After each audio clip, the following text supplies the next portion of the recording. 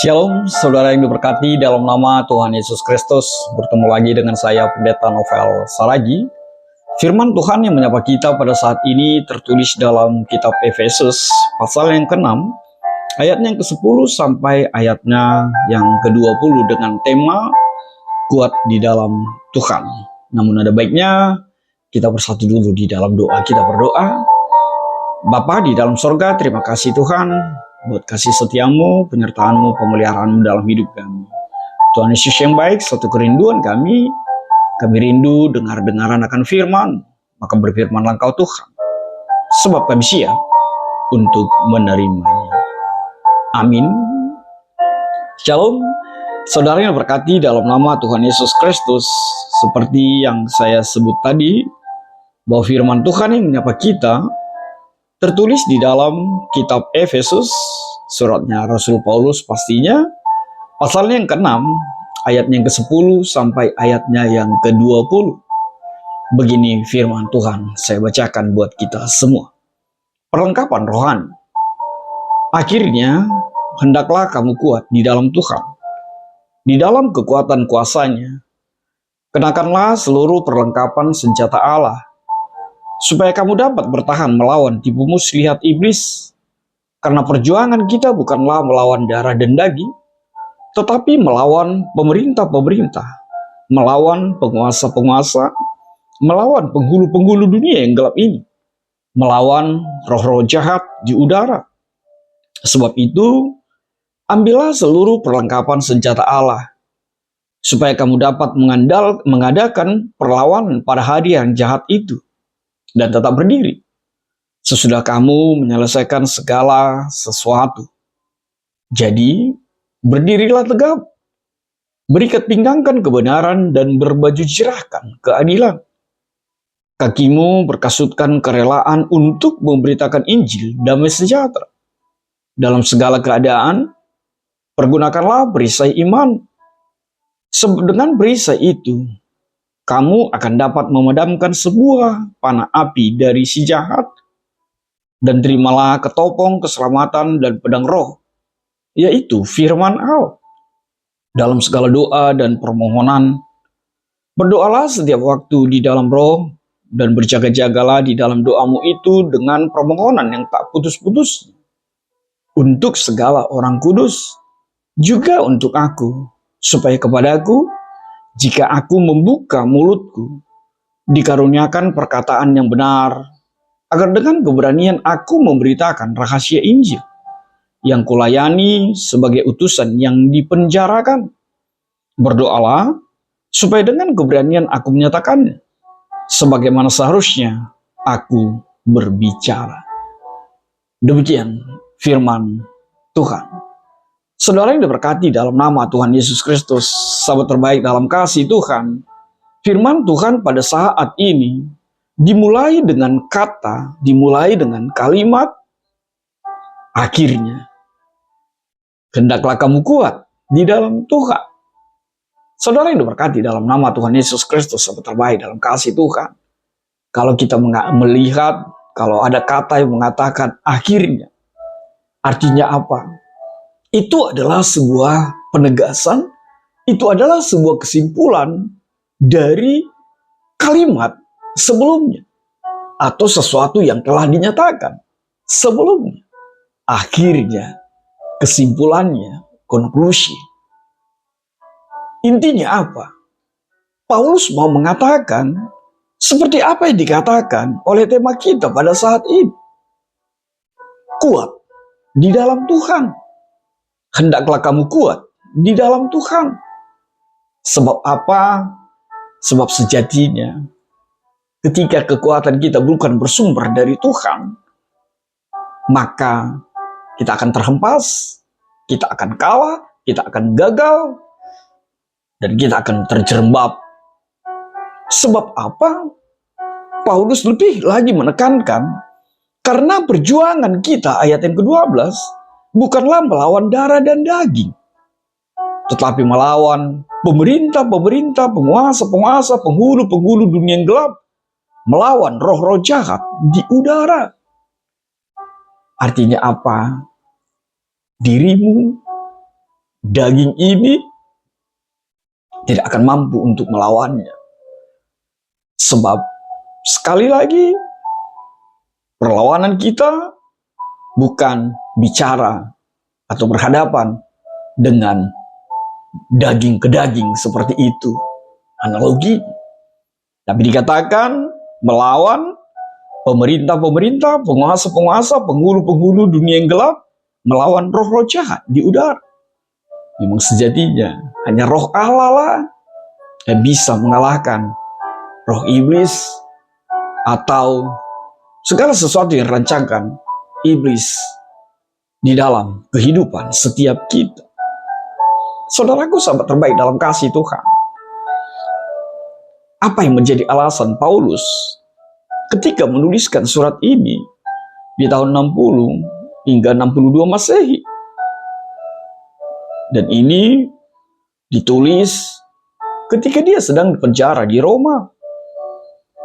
Tidak lain adalah Paulus ingin mengajarkan bagaimana situasi atau kedudukan orang Kristen, pengikut Kristus ketika itu, dan bagaimana seharusnya mereka hidup sesuai dengan identitas mereka sebagai anak Tuhan.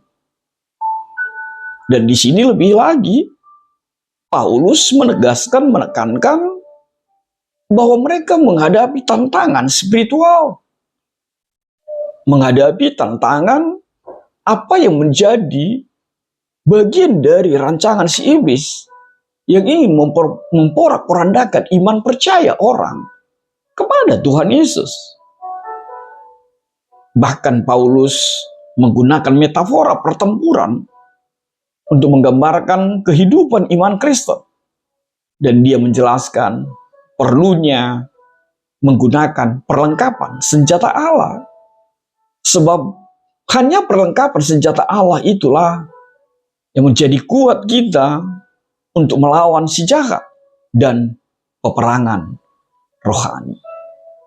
Saudaraku, di dalam nama Tuhan Yesus Kristus, sahabat terbaik dalam kasih Tuhan, lalu apa yang mau ditegaskan melalui nats kita pada saat ini? Dari ayat yang ke-10 kita jelas bisa menangkap yang mau ditegaskan adalah kekuatan di dalam Tuhan. Itu artinya apa? Kita harus bergantung kepada kekuatan dan kuasa Tuhan dalam menghadapi tantangan hidup dan peperangan rohani ini. Yang kedua, dari ayat 11 sampai ayat yang ke-12 mau ditegaskan adalah adanya peperangan spiritual yang nyata. Paulus menekankan bahwa kehidupan Kristen melibatkan peperangan. Bukan peperangan fisik, tapi peperangan spiritual, melawan roh jahat dan tipu daya si iblis. Lalu apa yang ketiga yang mau ditegaskan? Dari ayat 13 sampai ayat 17, Paulus menegaskan perlunya persiapan, perlunya senjata spiritual itu. Sebab tanpa perlengkapan senjata Allah, kita tidak akan dapat bertahan dalam peperangan rohani ini. Dan ini termasuk berbagai elemen spiritual yang harus digunakan, yang harus dikenakan dalam kehidupan kita sehari-hari. Yang keempat, dari ayat 14 sampai 17, mau ditegaskan komponen perlindungan spiritual itu. Paulus menjelaskan bahkan sangat rinci setiap bagian dari perlengkapan senjata Allah itu. Ikat pinggang kebenaran, baju jirah keadilan, kerelaan memberitakan Injil, perisai iman, ketopong keselamatan, dan pedang roh. Lalu apa yang kelima yang mau ditegaskan? Doa sebagai kekuatan dalam peperangan rohani. Dan itu ditegaskan melalui ayat 18 sampai ayat yang ke-20 itu. Paulus mengajarkan bahwa doa itu adalah bagian penting dari setiap peperangan rohani. Bukankah Tuhan Yesus ketika mau berdoa di Taman Getsemani mengatakan, berdoalah agar engkau tidak jatuh ke dalam pencobaan, di dalam ujian. Jaga-jagalah. Doa harus dilakukan terus-menerus, harus dilakukan dengan tekun. Dan itu adalah hidup dari orang percaya. Maka saudaraku dalam kasih Tuhan, sahabat terbaik dalam kasih Tuhan Yesus Kristus, apa yang menjadi kaitan tema yang bisa kita petik?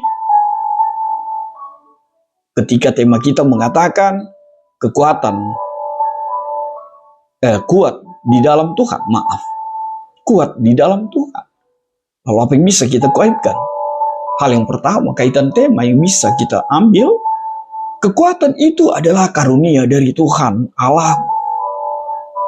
Itu sebabnya untuk kuat di dalam Tuhan, kita harus berada di dalamnya dan mengandalkan kekuatannya.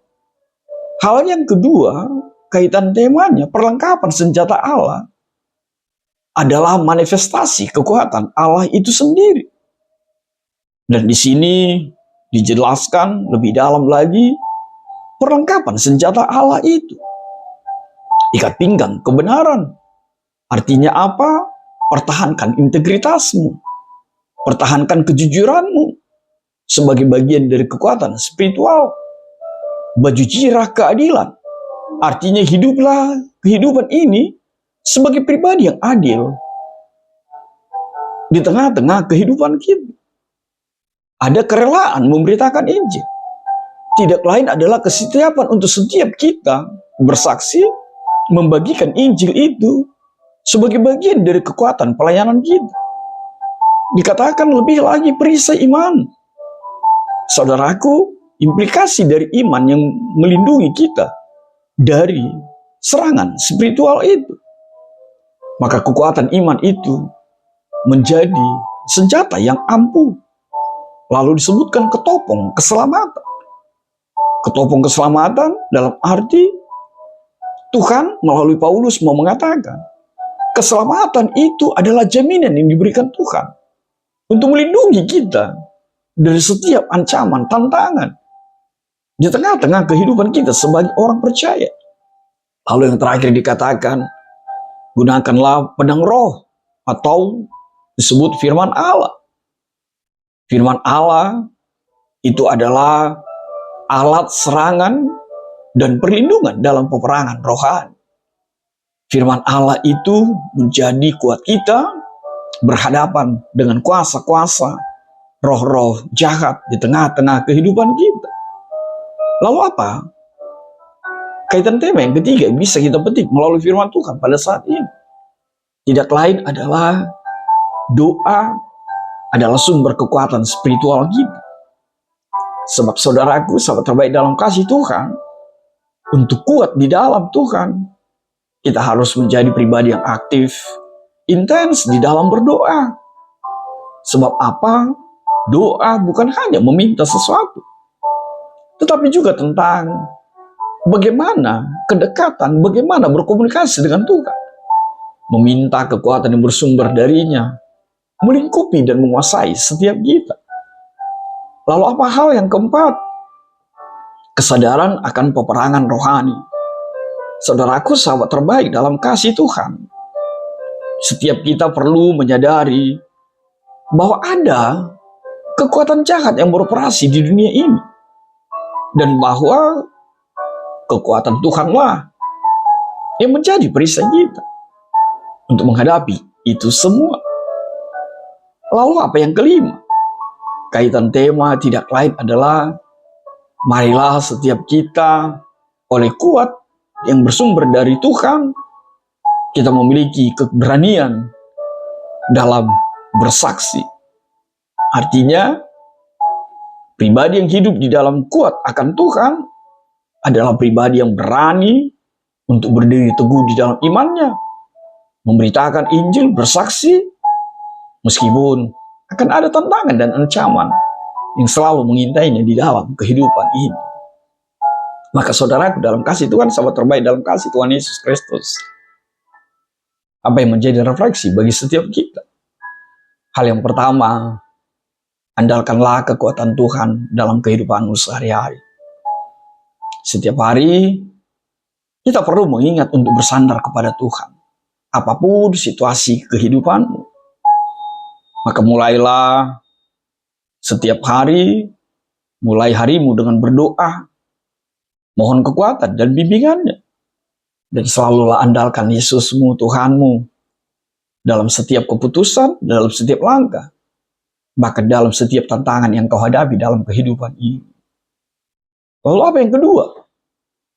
Milikilah kesadaran akan peperangan rohani. Sebab apa? Saudaraku dalam kasih Tuhan, banyak dari kita mungkin tidak menyadari bahwa sebagai orang Kristen, kita adalah pribadi yang selalu berhadapan dengan peperangan rohani yang konstan. Maka jangan jadikan temanmu, orang di sekitarmu menjadi musuh. Tapi sejatinya peperangan kita adalah peperangan rohani. Lalu apa yang ketiga? Pakailah perlengkapan senjata Allah sebagai panduan di dalam kehidupan. Artinya apa? Paulus memberikan panduan konkret tentang bagaimana kita bisa mempersiapkan diri untuk menghadapi tantangan-tantangan rohani itu. Setiap bagian dari perlengkapan senjata Allah yang kita baca tadi, itu memiliki makna penting dalam kehidupan orang percaya. Lalu apa yang keempat? Refleksi bagi kita. Penting sekali berdoa dengan tekun. Doa adalah bagian dari kehidupan orang Kristen. Tanpa doa, kita tidak akan mampu. Maka, aturlah waktu khusus buatmu setiap hari. Berdoalah, tidak juga hanya untuk kebutuhanmu pribadi, tetapi juga buat orang di sekitarmu, agar setiap kita kuat untuk menghadapi tantangan, peperangan, melawan kuasa-kuasa si iblis. Lalu yang kelima, endingnya, kuat yang bersumber dari Tuhan itu pakailah untuk menjadi laskar Kristus. Ada keberanian untuk bersaksi. Sebab percayalah, kuatmu bersumber dari Tuhan. Itu artinya apa? Penyertaan Tuhan melekat atasmu dan menjadikan setiap kita menjadi pemenang yang sejatinya di dalam nama Tuhan. Ingat apa kata Tuhan Yesus? Kepadaku telah diberikan kuasa mengatasi segala kuasa. Kepadaku sudah diberikan nama mengatasi semua nama yang ada di tengah-tengah kehidupan setiap kita. Maka saudaraku, miliki kekuatan di dalam Yesus. Amin. Kita bersatu dalam doa. Bapa di dalam surga, terima kasih Tuhan buat kebenaran firman-Mu. Biarlah kami kuat hanya di dalam Tuhan dan tidak mengandalkan kekuatan di dalam dunia ini. Sebab kami adalah pribadi yang selalu berperang dengan kekuatan-kekuatan si iblis yang mencoba menghancurkan, meruntuhkan keimanan kami. Tapi kami percaya bahwa kuat di dalam Tuhan akan menjadi senjata yang sempurna dalam hidup ini. Dalam kasih-Mu Tuhan Yesus kami berdoa dan ucap syukur. Amin.